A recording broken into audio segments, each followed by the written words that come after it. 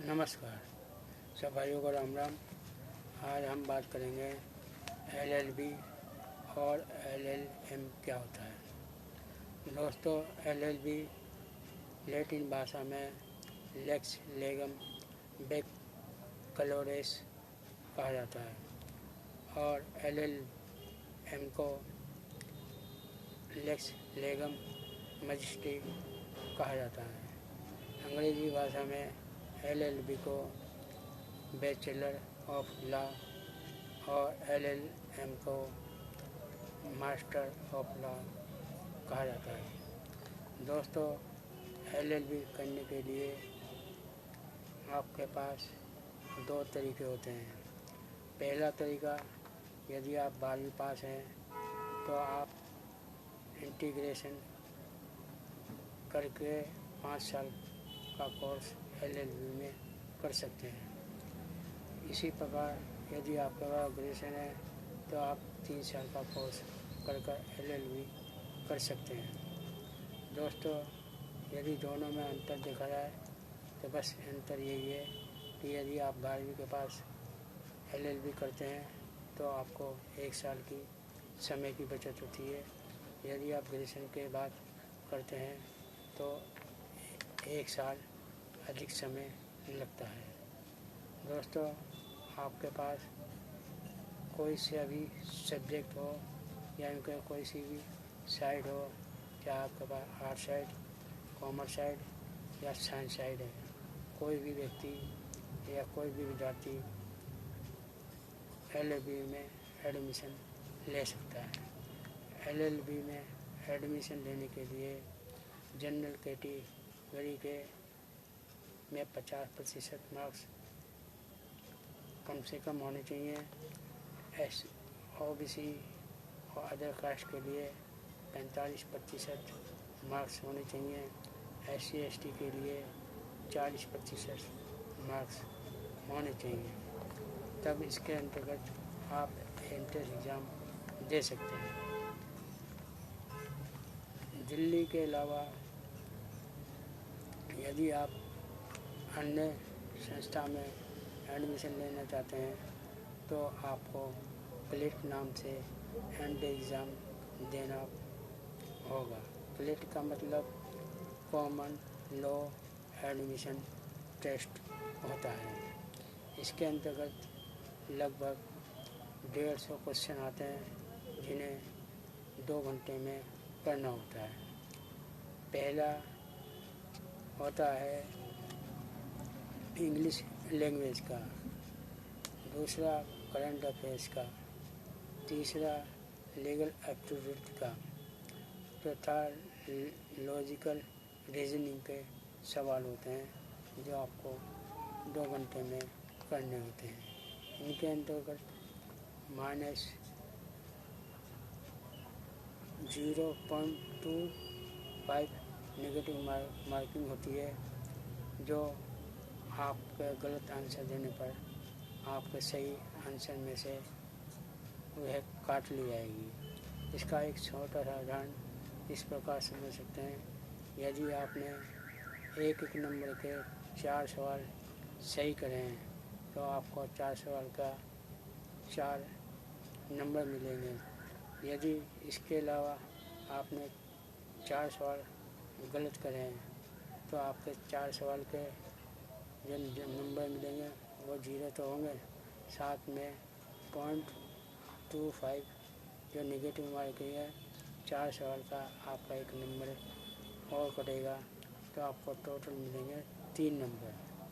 इसलिए आप यदि आपको सवाल आता है तो आप उसी पर ही सही का आंसर दें, नहीं आता है उसे छोड़ दें। यदि आप गलत सवाल दोगे तो आपका रैंक कम हो जाएगा और आपको एडमिशन मिलने में दिक्कत होगी। दोस्तों, यदि दिल्ली से बाहर एंट्रेंस एग्ज़ाम देते हैं तो आपको 4,500 रुपये जनरल कैटेगरी वालों को एंट्रेंस एग्ज़ाम फीस देनी होती है और SC ST के लिए 3,500 रुपये एंट्रेंस एग्ज़ाम फीस देनी होती है। यही कोर्स यदि आप दिल्ली यूनिवर्सिटी से करते हैं तो जनरल कैटेगरी वालों को 750 रुपये एग्ज़ाम फीस देनी पड़ती है, और ओबीसी और अदर कास्ट के इंटर एग्ज़ाम के लिए आपको 450 रुपये देने पड़ते हैं, और आपको SC/ST के लिए 300 रुपये एंट्रेंस एग्ज़ाम की फ़ीस देनी पड़ती है। दोस्तों, दिल्ली यूनिवर्सिटी में 3 जगह होती है जहाँ पर LLB की पढ़ाई की जाती है। पहला कैंपस ऑफ लॉ होता है, दूसरा लॉ सेंटर 1 और तीसरा लॉ सेंटर 2 होता है। कैंपस ऑफ लॉ और सेंटर 1 में सुबह 8 बजे से लेकर 2:30 बजे तक पढ़ाई की जाती है, और फिर सेंट्रल लॉ 2 के अंतर्गत 2:30 बजे से लेकर शाम 7 बजे तक पढ़ाई की जाती है। दोस्तों, दिल्ली से यदि LLB की जाती है तो 3 साल में 30-35 हज़ार में आपको डिग्री प्राप्त हो जाती है। या यूँ कहें कि यदि आप दिल्ली यूनिवर्सिटी से LLB करते हैं तो साल की फीस 5 से या 6 हज़ार रुपये सालाना आपको भरनी पड़ती है, और कम खर्चे में आपको LLB की डिग्री प्राप्त हो जाती है। यही LLB का कोर्स यदि अन्य राज्य से करते हैं तो लाख या 1.5 लाख रुपये तक का खर्चा आता है। आप LLB की डिग्री प्राप्त कर लेते हैं। दोस्तों, LLB की डिग्री प्राप्त होने के बाद आपको बार काउंसिल ऑफ इंडिया में एक एग्ज़ाम देना होता है। उसको पास करने के बाद बार काउंसिल इंडिया का मेंबर होने पर आपको किसी अन्य वकील जो सीनियर होता है उनके अंतर्गत कार्य सीखना होता है और करना होता है। तो जब आप कर लेते हैं तो आप एक एडवोकेट के रूप में या वकील के रूप में कार्य कर सकते हैं। दोस्तों, यदि आप चाहते हैं कि आप LLB में अपना कैरियर बनाएं तो आप इसको कभी भी इसमें एडमिशन ले सकते हैं, और इसमें कोई भी एज लिमिट नहीं है। आप 50 साल के हैं या 60 साल के हैं, आप एडमिशन ले सकते हैं। दोस्तों, इसके LLB करने के बहुत फ़ायदे होते हैं। पहला तो यही है कि आप LLB करने के बाद एक एडवोकेट बन जाते हैं। यदि आप चाहते हैं किसी संस्था में जॉब करना तो ऐसी बहुत सारी संस्थाएं हैं, वह आपको जॉब भी देती हैं। उनको ज़रूरत होती है कि वह कानूनी सलाहकार रखें और कानूनी गतिविधियों के बारे में अपने संस्था से संबंधित कार्रवाई करें जो कानून के हिसाब से सही हो। दोस्तों, ऐसी संस्थाएं बहुत हैं जो LLB किए गए व्यक्ति को कानूनी सलाहकार के रूप में या यूँ कहें कानूनी जो मुकदमेबाजी होती है उनको वे अपने यहाँ पर सर्विस देते हैं। हर महीने में अच्छी खासी उनको सैलरी दी जाती है। दोस्तों, LLB करने के बाद आप जज भी बन सकते हैं। इसके लिए आपको जज बनने के लिए इसका एक अपना कंपटीशन होता है। उसको पास करने के बाद यदि आप पास कर लेते हैं तो आप जज भी बन सकते हैं। दोस्तों, LLB करने के बाद आप जॉब भी नहीं करते और आप अपना खुद का कार्य करना चाहते हैं तो वे भी बहुत आसानी से कर सकते हैं। दोस्तों, LLB करने में और इसका करियर बनाने में आपको इससे अच्छा, क्योंकि इससे बढ़िया कोई रास्ता नहीं होता जिसमें आपकी समाज में रेपुटेशन बढ़े। प्रत्येक व्यक्ति आज के टाइम में किसी न किसी कानूनी कार्य में या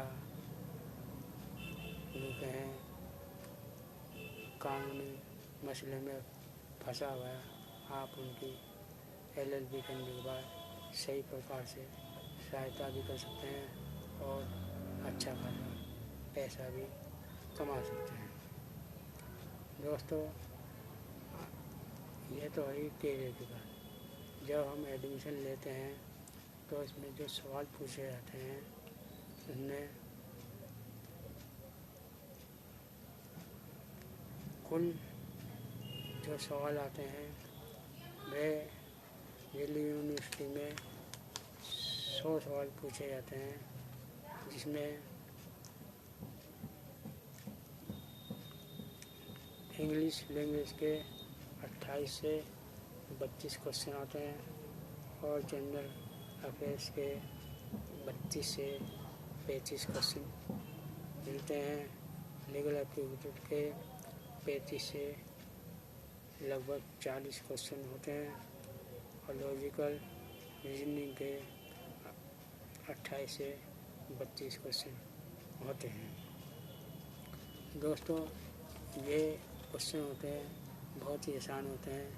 आप जाकर यदि स्टेशनरी की दुकान से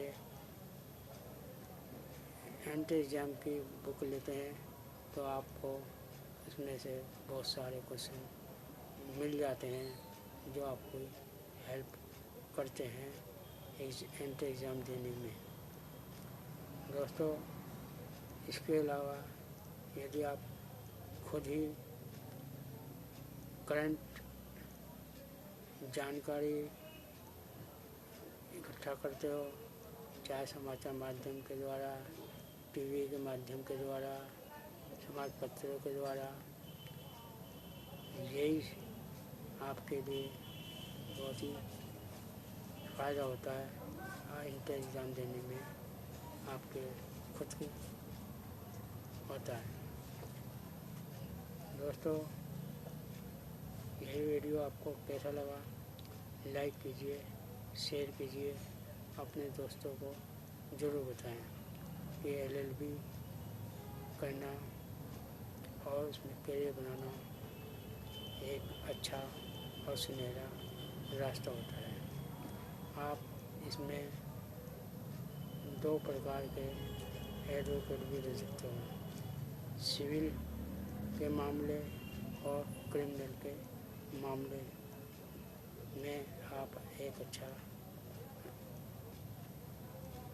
रास्ता अपना सकते हो और लोगों की हेल्प कर सकते हो। अतः आपका ये वीडियो कैसा लगा लाइक कीजिए, शेयर कीजिए, अपने दोस्तों को ज़रूर बताएं। आपका वीडियो देखने के लिए बहुत बहुत धन्यवाद। सब्सक्राइब करना ना भूलें और लाइक करना ना भूलें।